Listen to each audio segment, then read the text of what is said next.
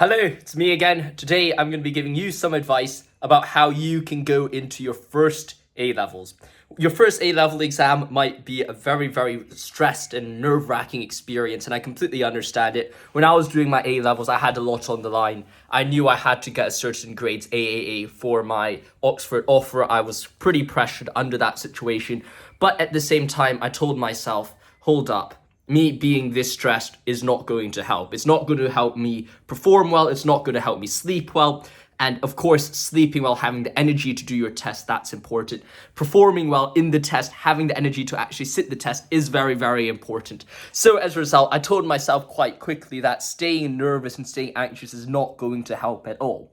Now, of course, you might look at me and say, hey, Josh, how can you just say, well, don't be nervous? Because of course, don't be nervous is kind of a euphemism of this thing of like, well, all right, everyone knows don't be nervous, but well, how am I meant to do it?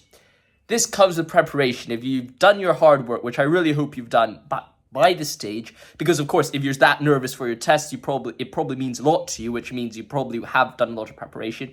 Just tell yourself in your heart, hey, I've done every single thing that I could possibly do at this stage.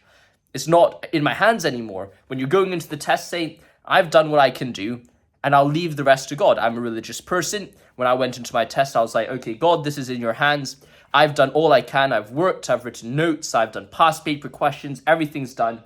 And everything else is out of my hands, right? Everything else is out of my control. This is in your hands. That's how I approached it. You might not be religious, but still having that mindset in the back of your mind to say, I've done absolutely everything I can. I've left no page left uncovered. It's such a strong reminder that, look, it doesn't matter what's going to happen. I've tried my best. Of course, you want to have tried your best, but if you've known you've done all you can, then what is there to be nervous about? Now it's time for you to face the examination that you've been preparing for and be confident in yourself. Of course, a few minutes before the exams, you could read through some notes. But in fact, what I did before my exams, I can tell you my exam strategy, because you are going to be doing a few tests. You want to have kind of a system about what you're doing leading up to the test. What I did was, before the exam, I'll have a nap for 30 minutes. I'll drink 2 cups of green tea. I'm not much of a coffee guy, but tea really helps me get caffeinated. So I'll drink a very intense form of green tea, and then into the exam I go. So